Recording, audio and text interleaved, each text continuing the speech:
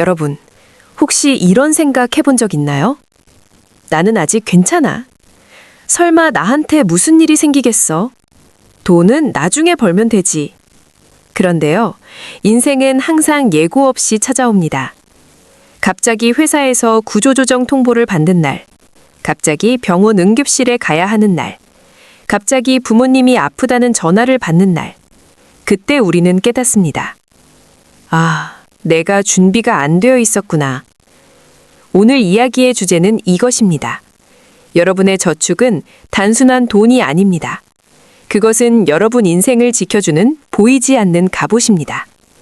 오늘은 왜 저축이 단순한 돈이 아니라 인생의 방패가 되는지 한국의 현실적인 예시로 함께 이야기해 보겠습니다.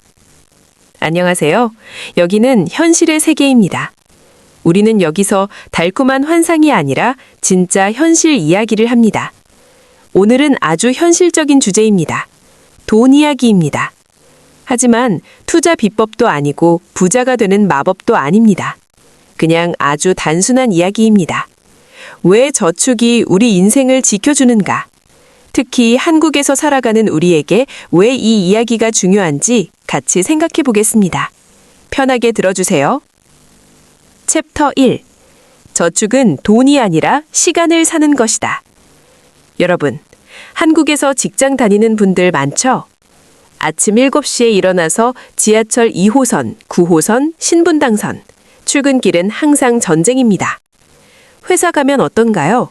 성과 압박, 상사 눈치, 계약직 불안, 승진 경쟁. 겉으로는 다들 멀쩡해 보이지만 속으로는 다들 불안합니다. 왜일까요? 만약 내가 이 직장을 잃으면 어떻게 하지? 이 질문 때문입니다. 예시 1. 갑작스러운 퇴사. 서울에 사는 30대 직장인 김대리. 연봉 4천만 원, 월세 80만 원, 차 할부 45만 원, 카드값 매달 100만 원 이상. 겉으로 보면 평범합니다. 그런데 문제는 통장에 저축이 거의 없습니다. 어느 날 회사에서 구조조정 이야기가 나옵니다. 그 순간부터 잠이 안 옵니다. 왜냐면 버틸 수 있는 시간이 없기 때문입니다. 통장에 1,000만 원이 있다면 최소 5, 6개월은 버틸 수 있습니다. 하지만 100만 원밖에 없다면 한 달도 못 버팁니다. 여기서 중요한 건 돈의 크기가 아닙니다. 시간입니다. 저축은 돈이 아니라 여러분에게 시간을 줍니다. 생각할 시간, 재취업 준비할 시간, 숨 돌릴 시간. 저축이 없는 사람은 선택권이 없습니다. 저축이 있는 사람은 조금은 선택할 수 있습니다. 예시 2. 아프면 현실이 바뀐다. 한국은 건강보험이 잘 되어 있습니다. 하지만 입원비, 간병비, 생활비까지 생각하면 생각보다 부담이 큽니다. 만약 갑자기 수술을 하게 되면, 한 달 쉬어야 한다면, 그동안 월세는, 보험료는, 카드값은? 저축이 없는 사람은 아파도 쉬지 못합니다. 몸이 아니라 통장이 아프기 때문입니다. 하지만 저축이 있는 사람은 조금 다릅니다. 그래, 일단 회복부터 하자. 이 말이 나옵니다. 이 차이는 엄청 큽니다. 예시 3. 부모님 문제. 한국에서 많은 사람들이 부모님 병원비를 도와드립니다. 갑자기 전화가 옵니다. 엄마가 병원에 입원했어. 그 순간 통장을 먼저 떠올리는 사람이 많습니다.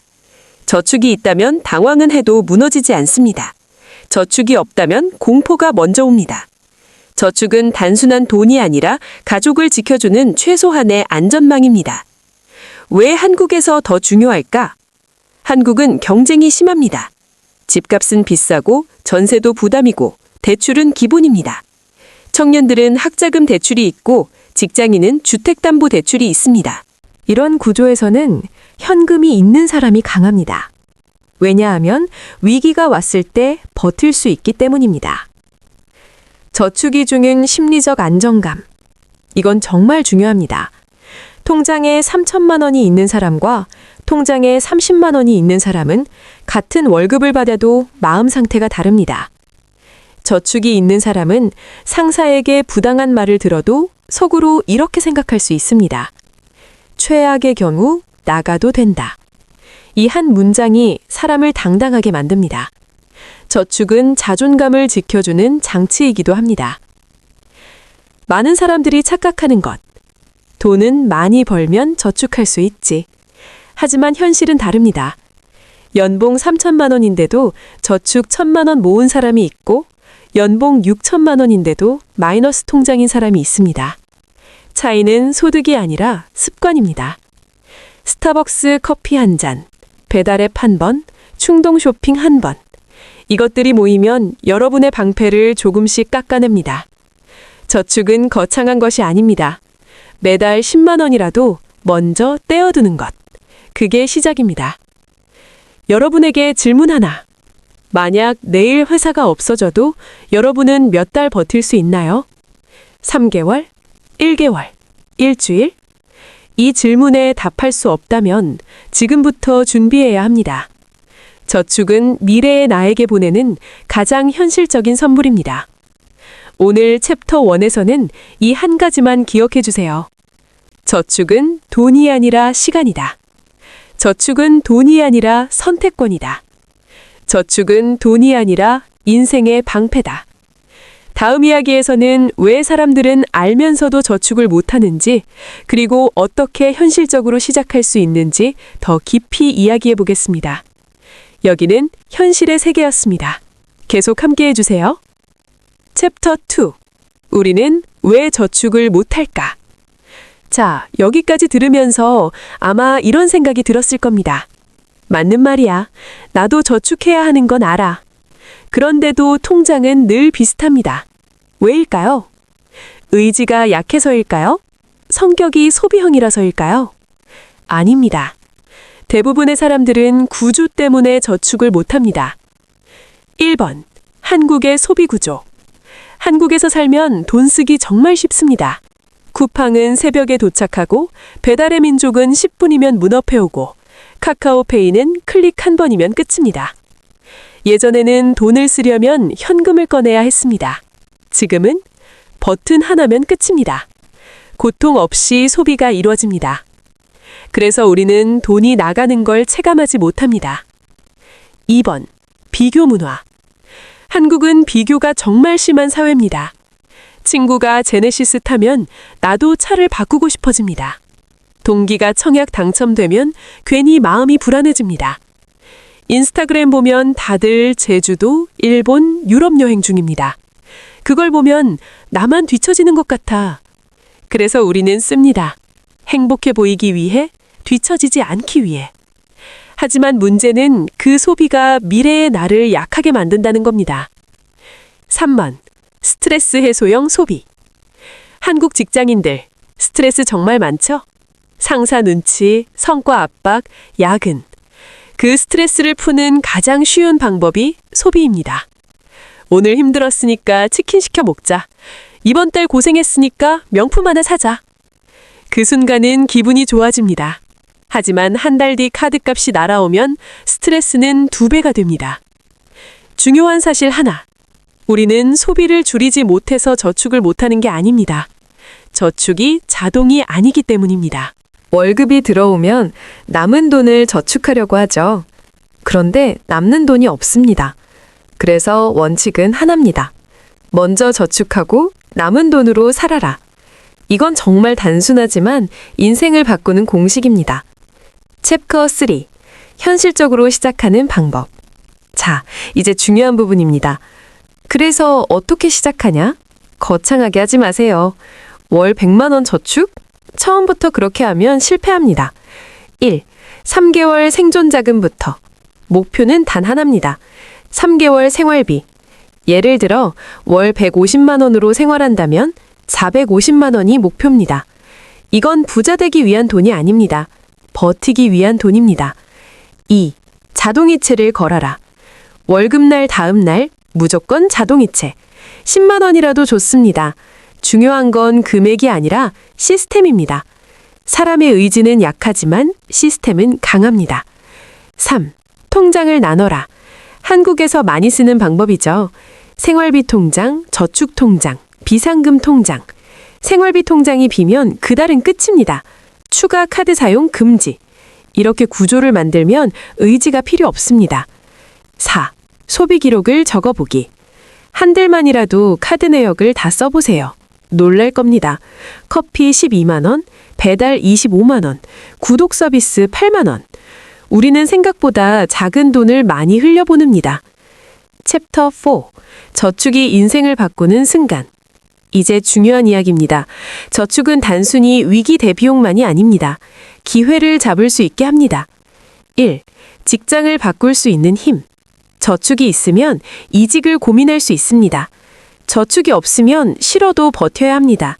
이 차이는 삶의 질을 완전히 바꿉니다. 2. 공부할 수 있는 시간. 한국에서 많은 사람들이 새로운 자격증을 따고 싶어 합니다. 코딩, 영어, 공무원 시험. 하지만 대부분 못합니다.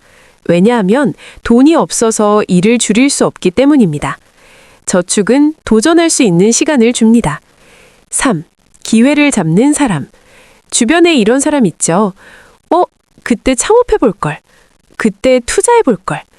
기회는 갑자기 옵니다. 그때 현금이 있는 사람이 움직입니다. 현금이 없는 사람은 구경만 합니다. 마지막으로 이 말만 기억하세요. 저축은 부자 되기 위한 도구가 아닙니다. 저축은 무너지지 않기 위한 최소한의 장치입니다. 그리고 동시에 도전할 수 있게 해주는 힘입니다. 한국 사회는 빠르고 경쟁은 치열합니다. 그 속에서 여러분을 지켜줄 가장 현실적인 무기는 화려한 스펙도 아니고 명함도 아니고 통장에 있는 조용한 숫자입니다. 다음 챕터에서는 저축이 쌓이면 어떤 변화가 생기는지, 그리고 진짜 마음의 여유가 무엇인지 이야기해 보겠습니다. 여기는 현실의 세계입니다. 계속 함께 해주세요. 챕터 5. 저축이 쌓이면 인생의 표정이 바뀐다. 여러분, 이런 경험 있나요? 통장 잔액이 5만 원 남았을 때와 통장에 500만 원이 있을 때, 같은 사람인데도 마음 상태가 완전히 다릅니다. 저축은 단순히 숫자가 아닙니다. 그건 마음의 안정감입니다. 출근길의 차이. 월요일 아침, 강남역, 신림역, 구로 디지털 단지, 지하철은 여전히 붐빕니다. 하지만 통장에 여유가 있는 사람은 마음이 조금 다릅니다. 오늘 힘들어도 괜찮아. 왜냐하면 세상이 무너져도 당장 굶지는 않는다는 걸 알기 때문입니다. 반대로 잔고가 거의 없는 사람은 상사의 한마디에도 크게 흔들립니다. 저축은 사람의 표정을 바꿉니다. 말투를 바꿉니다. 태도를 바꿉니다. 2. 선택할 수 있는 사람. 회식 자리에서 상사가 무리한 부탁을 합니다. 저축이 전혀 없는 사람은 속으로 싫어도 웃습니다. 이 직장 잃으면 큰일 나. 하지만 어느 정도 저축이 있는 사람은 생각이 다릅니다. 이건 좀 아닌 것 같은데요? 이 한 문장이 나올 수 있는 이유는 통장에 있는 숫자 때문입니다. 저축은 말할 수 있는 용기를 만들어줍니다. 챕터 6. 저축은 나를 지키는 방패이자 미래를 여는 열쇠다. 많은 사람들이 저축을 방어적인 개념으로만 생각합니다. 위기 대비. 맞습니다. 하지만 그게 전부는 아닙니다. 저축은 공격적인 힘도 있습니다. 기회를 잡는 사람들의 공통점. 한국에서 이런 이야기 많이 듣죠. 그때 주식 시작했어야 했는데, 그때 창업했어야 했는데, 그때는 항상 준비된 사람에게만 의미가 있습니다. 예를 들어 회사 동기가 갑자기 말합니다. 나 작은 온라인 쇼핑몰 시작해볼까 하는데 같이 해볼래? 저축이 있는 사람은 고민이라도 해봅니다. 저축이 없는 사람은 생각도 못합니다. 기회는 모두에게 오지만 잡는 사람은 다릅니다. 공부할 수 있는 여유. 요즘 한국에서 많은 직장인들이 퇴근 후 공부합니다. 토익, 코딩, 부동산 자격증, 공무원 시험. 그런데 왜 대부분은 중간에 포기할까요? 돈 때문입니다. 생활비 걱정이 크면 공부에 집중할 수 없습니다. 저축이 있으면 이렇게 생각할 수 있습니다. 3개월만 수입이 줄어도 괜찮아. 이 생각 하나가 인생의 방향을 바꿉니다. 창업과 도전. 한국은 창업도 쉽지 않습니다. 월세 보증금, 인테리어 비용, 초기 자본. 저축이 없다면 도전은 말뿐입니다. 하지만 저축이 있으면 도전은 현실이 됩니다. 물론 모든 도전이 성공하는 건 아닙니다. 하지만 중요한 건 도전해 볼 수 있는 사람이 된다는 겁니다. 저축은 여러분을 기회 앞에 서 있는 사람으로 만듭니다. 챕터 7. 결국 저축은 자기 존중이다. 이제 가장 중요한 이야기입니다. 저축은 단순히 돈 모으기가 아닙니다. 저축은 나는 내 미래를 소중하게 생각한다는 행동입니다. 지금의 나 vs 미래의 나. 우리는 지금의 기분을 위해 미래의 나를 희생시키는 선택을 자주 합니다. 충동 쇼핑, 무리한 할부, 필요 없는 소비. 그 순간은 좋습니다. 하지만 1년 뒤에 나는 그 선택을 대신 갚고 있습니다. 저축은 반대입니다. 지금 조금 참아서 미래의 나를 돕는 행동입니다. 이건 자기 존중입니다. 비교 대신 기준. 한국 사회는 비교가 너무 많습니다. 아파트 평수, 차 브랜드, 연봉. 하지만 저축을 시작하면 기준이 바뀝니다. 나는 남보다 얼마나 더 쓰는가가 아니라 나는 나를 얼마나 지키고 있는가로 바뀝니다. 이 변화는 큽니다. 작은 시작이 큰 차질을 만듭니다. 처음부터 완벽할 필요 없습니다. 월 5만 원이라도 좋습니다. 월 10만 원이라도 좋습니다. 중요한 건 방향입니다. 지금 이 순간부터 미래의 나 편에 서는 것. 그게 저축입니다. 여러분, 기억하세요.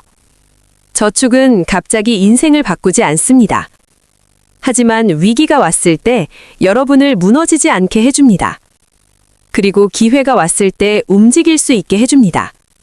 그 조용한 통장의 숫자가 여러분의 자존감이 되고, 여러분의 용기가 되고, 여러분의 선택권이 됩니다.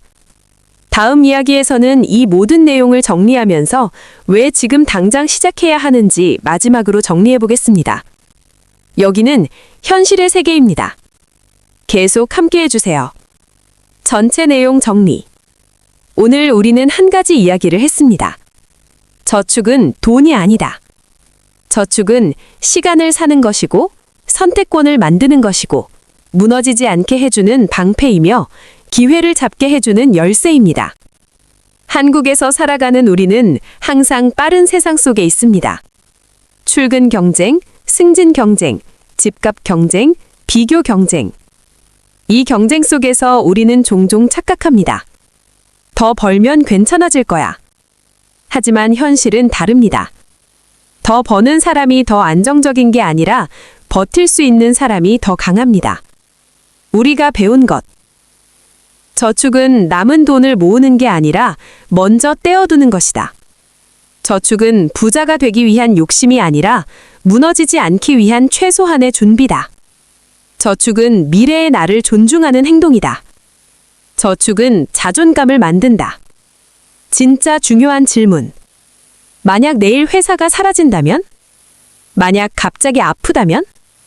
만약 부모님에게 도움이 필요하다면?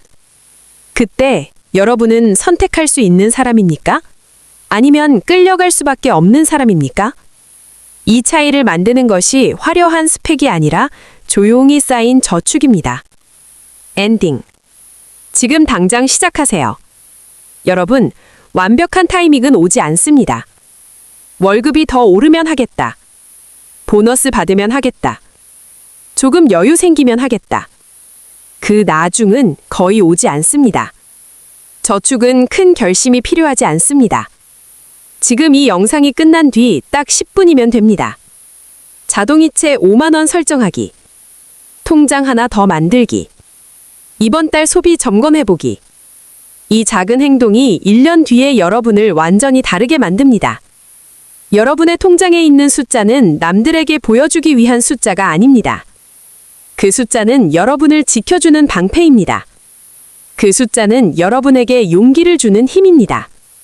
그 숫자는 나는 나를 지킨다는 선언입니다.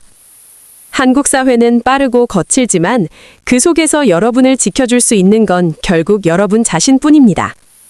그리고 그 첫 번째 준비가 바로 저축입니다. 오늘부터 미래의 나 편에 서주세요. 여러분의 인생은 누군가 대신 책임져 주지 않습니다. 하지만 여러분은 여러분을 지킬 수 있습니다. 여기는 현실의 세계였습니다. 다음 이야기에서 또 만나요.